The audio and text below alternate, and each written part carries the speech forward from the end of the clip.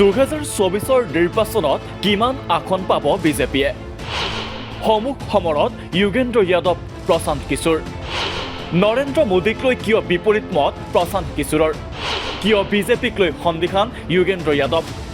নিৰ্বাচন সমাপ্ত হ'বলৈ আৰু দুটা পৰ্যায়ৰ ভোটগ্ৰহণ এতিয়াও বাকী আছে, কিন্তু তাৰ পূৰ্বে নিৰ্বাচনী বিশ্লেষকৰ ভৱিষ্যতবাণীয়ে সৃষ্টি কৰিছে নতুন বিভ্ৰান্তিৰ। বিশেষকৈ দেশৰ আগশাৰীৰ নিৰ্বাচনী বিশ্লেষক যোগেন্দ্ৰ যাদৱ আৰু ৰাজনৈতিক ৰণনীতিকাৰ প্ৰশান্ত কিশোৰৰ পৃথক পৃথক বিশ্লেষণে অনিশ্চয়তাৰ মাজলৈ ঠেলি দিছে নিৰ্বাচনৰ পূৰ্বানুমান।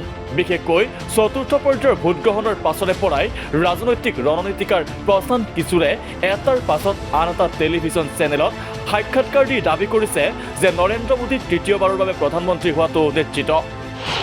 বিজেপিয়ে পাব 303 বা তাতকৈ অধিক আসন।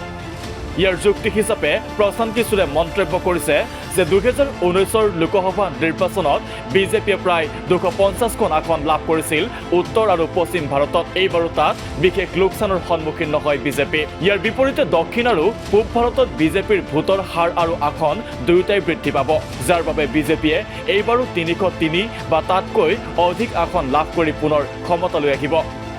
প্ৰশান্ত কিশোৰৰ এই ভৱিষ্যতবাণীৰ সম্পূৰ্ণ বিপৰীত মেৰুত থিয় হৈছে দেশৰ আগশাৰীৰ ৰাজনৈতিক বিশ্লেষক যোগেন্দ্ৰ যাদৱ। বিজেপিয়ে 272খন আসন লাভ কৰাটোৱে কঠিন। প্ৰতিটো পৰ্যায়ৰ নিৰ্বাচনৰ পাছত যোগেন্দ্ৰ যাদৱে নিৰ্বাচনী প্ৰেক্ষাপটৰ বিশ্লেষণ আগবঢ়াই কৈছে যে এইবাৰৰ নিৰ্বাচনত বিজেপিয়ে অকলে 272খন আসন লাভ কৰাটো কঠিন হৈ পৰিছে। তেওঁ দি ৱাইৰক দিয়া এটা সাক্ষাৎকাৰত কয় যে তেওঁ নিজৰ 35 বছৰৰ অভিজ্ঞতাৰ পৰা ক'ব পাৰে যে বিজেপিয়ে কমেও 50খন আসনৰ লোকচানৰ সন্মুখীন হ'ব। বিজেপিয়ে 272খন আসন পোৱাটো অত্যন্ত কঠিন। প্ৰশান্ত কিশোৰক উভতি ধৰি যোগেন্দ্ৰ যাদৱৰ মন্তব্য।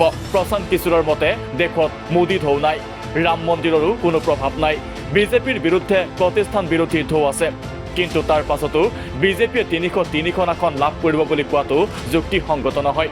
দি ৱাইৰক দিয়া সাক্ষাৎকাৰত আৰু বহু কথাই ক'লে যোগেন্দ্ৰ যাদৱে। अपने 35 साल के तजुर्बे के आधार पे मैं पक्के तौर पे कहने को तैयार हूं कि बीजेपी की 272 सीट कतई नहीं आ रही। बीजेपी को कम से कम 50 सीट का नुकसान मुझे तो दिखाई दे रहा है।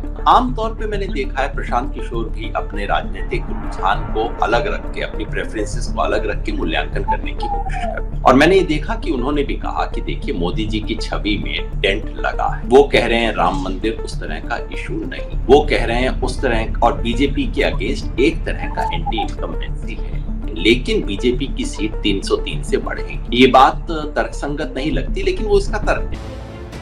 দি ৱাইৰৰ ইউটিউব চেনেলত এই সাক্ষাৎকাৰ উপলব্ধ হৈ আছে, কিন্তু দুটা পৰ্যায়ৰ নিৰ্বাচন বাকী থকা অৱস্থাত যোগেন্দ্ৰ যাদৱ আৰু প্ৰশান্ত কিশোৰৰ বিপৰীত ভৱিষ্যতবাণীয়ে সৃষ্টি কৰিছে নতুন বিভ্ৰান্তিৰ।